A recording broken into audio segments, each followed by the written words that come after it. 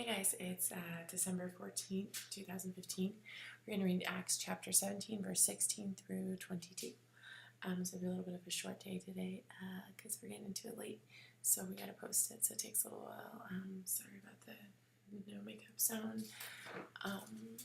Anyway, so let's get into it. In Athens, while Paul was waiting for them in Athens, he was greatly distressed to see that the city was full of idols. So he reasoned in the synagogue with both the Jews and the God-fearing Greeks, as well as the marketplace day by day with those who happened to be there. A group of Epicurean and Stoic philosophers began to debate with him. Some of them asked, "What is the babbler trying to say?" Others remarked, "He seems to be advocating foreign gods."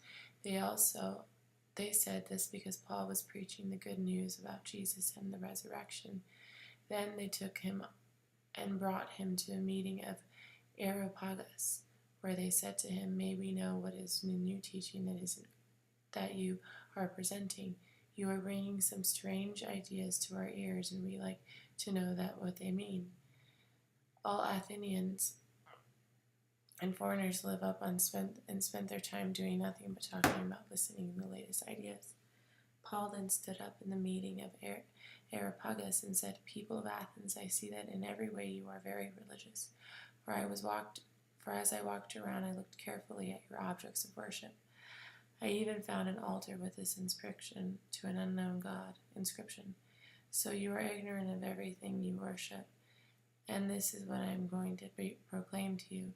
The God who made the world and everything in it is the Lord of the heaven and the earth. It does not live in temples built by human hands, and he is not served by human hands as if he needed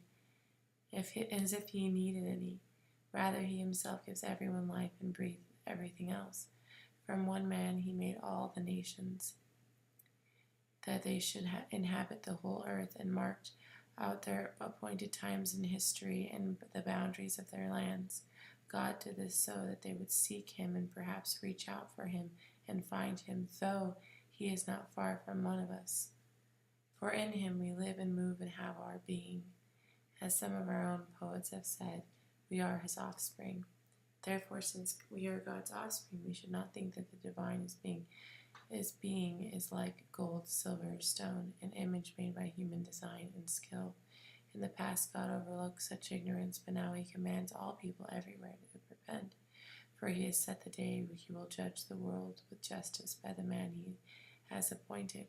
He has given proof of this to everyone by raising him from the dead. When they heard about the resurrection of the dead, some of them sneered, but others said, "We want to hear you again on this subject."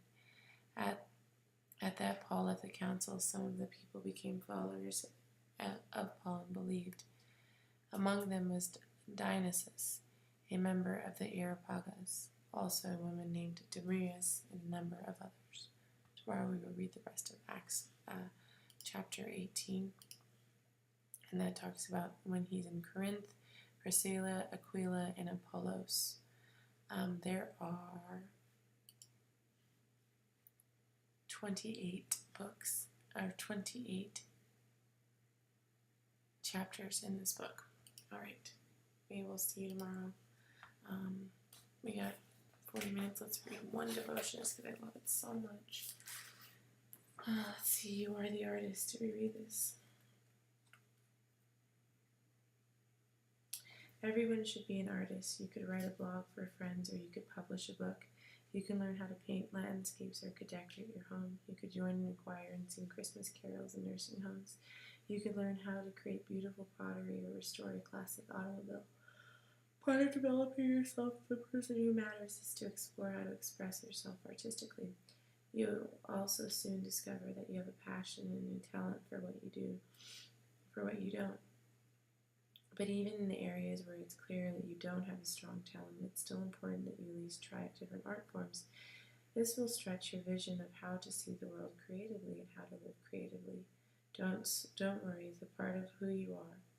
Don't worry, it's part of who you are. Pick up your pen, clean your paintbrush, warm up your vocals, and get started. Ready, set, create. On the walls around the temple in both inner and outer rooms, he carved cherubim, palm trees, and open flowers. That's 1 Kings 6:29. All right, thank you. Thanks for listening.